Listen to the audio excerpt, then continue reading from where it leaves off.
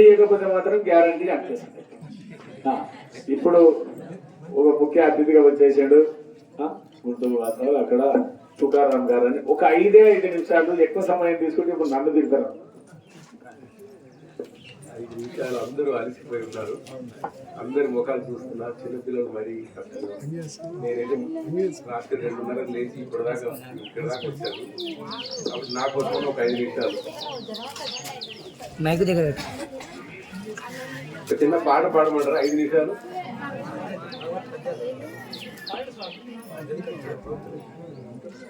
ఒకటి. శ్రీరామ్ జయ రామ్ జయ జయ రామ్, శ్రీరామ్ జయ రామ్ జయ జయ రామ్, శ్రీరామ్ జయ రామ్ జయ జయ రామ్, శ్రీరామ్ జయ రామ్ జయ జయ రామ్, శ్రీరామ్ జయ రామ్ జయ జయ రామ్, శ్రీరామ్ జయ రామ్ జయ జయ రామ్, శ్రీరామ్ జయ రామ్ జయ జయ రామ్, శ్రీరామ్ జయ రామ్ జయ జయ రామ్, రామ్ జయ రామ్ రామ్ జయ రామ్. 2 మాటలే మాట్లాడతాను. చిన్నపిల్లలు కూడా అందరూ వినాలి కదా. ఒక భాగవతంలో స్వామి చెప్పారు, నన్ను రమ్మన్న స్వామి పద్యాలు పాడమన్నారు, నేను పాడతాను. ఓకే. అది గజేంద్ర మోక్షంలో గజేంద్రుడు చాలా మదమెక్కి తన భార్యలతో సహా విహారానికి వెళ్ళాడు. అలసిపోయి దాహం వేసి ఒక కొలను చూశాడు. ఆ కొలంలో నీళ్లు తాగాడు. తాగిన వాడు మళ్ళీ లోపలికి వెళ్ళి స్నానం చేశాడు. స్నానం చేసి ఇష్టారాహిత్యంగా ఆ కొలనంతా తయారు చేస్తే అందులో ఉన్న మొదలు బయటకు వచ్చింది. ఆ మొదలు బయటకు వచ్చి ఈ గజేంద్రుడు పట్టేసిన తర్వాత ఈ గజేంద్రుడు 1,00,00,000,000 కరణీనాథుండనై ఉంటాడు. ఆ పద్యాలన్నీ పిల్లలు జాగ్రత్తగా వినాలి. ఈ రోజు స్వామి నాకు ఆజ్ఞ వేశారని నేను పాడుతున్నా. 5 నిమిషాలు ఇచ్చారు కదా, ఒక 2 నిమిషాలు ఎక్కువ తీసుకుంటాను. ఆ గజేంద్రుడికి ఈ మొసలికి జరిగే పోరాటం ఎట్లుంటుందంటే, కరి దిగుచు మకరి సరసికి కరి దరికి మకరి దిగుచు గరకరి బెరయన్ గరికి మకరి మకరి కరి భరమనుచును నతలకు తల భటులు అరుదు పడన్ అని ఈ గజేంద్రుడు ఆ మొసలి పోట్లాడే విధానాన్ని దాంట్లో చెప్తాడు. చాలా కాలం 1000 సంవత్సరాలు పోరాటం జరిగింది. ఎవరికి? గజేంద్రుడు అంటే ఏనుగుకి మొసలికి. ఎన్ని సంవత్సరాలు జరిగింది? 1000 సంవత్సరాలు పోరాటం జరిగిన తర్వాత ఆయన, మనమైతే ఈ 1000 సంవత్సరాలు ఏంటి ఏమి లేదు, మనం పుడుతూ చస్తున్నాం కదా. ఓడిపోయేది ఎవరు? ప్రపంచం ఓడిపోతున్నాం, మనం ఓడిపోతున్నామా? ఈ ఇంటి ఇట్లాగే ఉంటాయి, ఈ అనుభవాలు ఇట్లాగే ఉంటాం. మనమే ముసలైపోతున్నాం. తిని మనం మన పళ్ళు అరిగిపోతున్నాయి. అనుభవించి శరీరం అలసిపోతుంది. చివరికి ఏ శ్మశానం దగ్గరికి వస్తే భయపడుతున్నామో ఈ ఇంట్లో నుంచి తీసుకెళ్లి శ్వాస పోయేసాక అదే శ్మశానంలో పెట్టేస్తున్నారు. ఇగో ఈ కథ ఎవడు నడిపిస్తున్నాడు అనే బేసే ఈ యొక్క వేదాంతము. ఇక్కడికి వచ్చిన గురువులు చెప్పేది.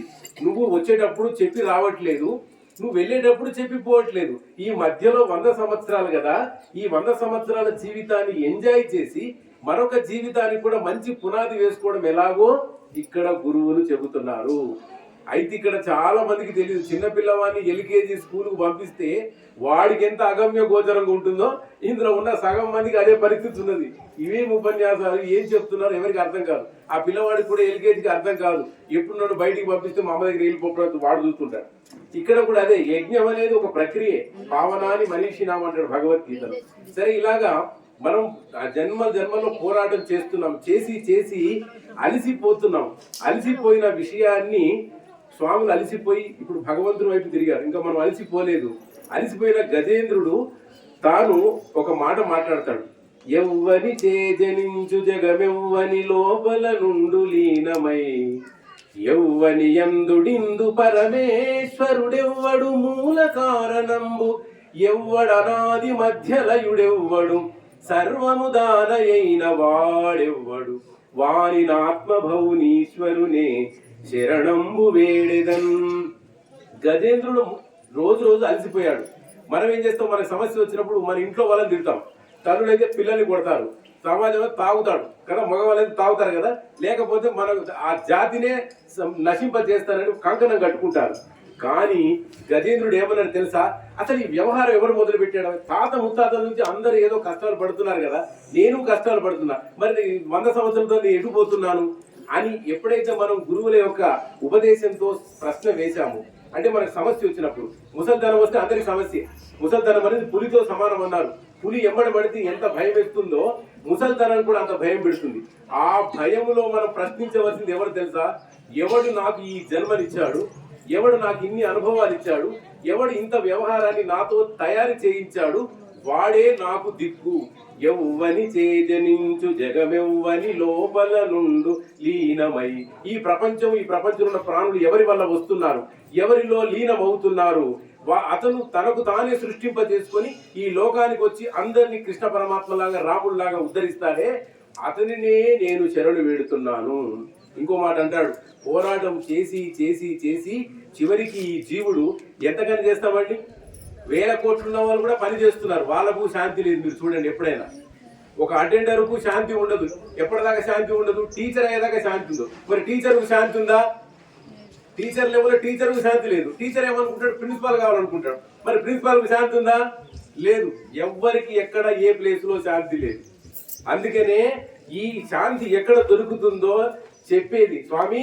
ఈ జీవితంలో అలసిపోయాను, లావుకింతయు లేదు ధైర్యము విలోలంబయ్యన్, ప్రాణంబులుంఠావుల్ దప్పెను మూర్ఛ వచ్చెన్ తను ఉండెన్, నీవే తప్పని తప్పరం బెరుగ మన్నింపందగుందీను నిన్, రావే ఈశ్వరా కావవే వరద సంరక్షింపు భద్రాత్మక.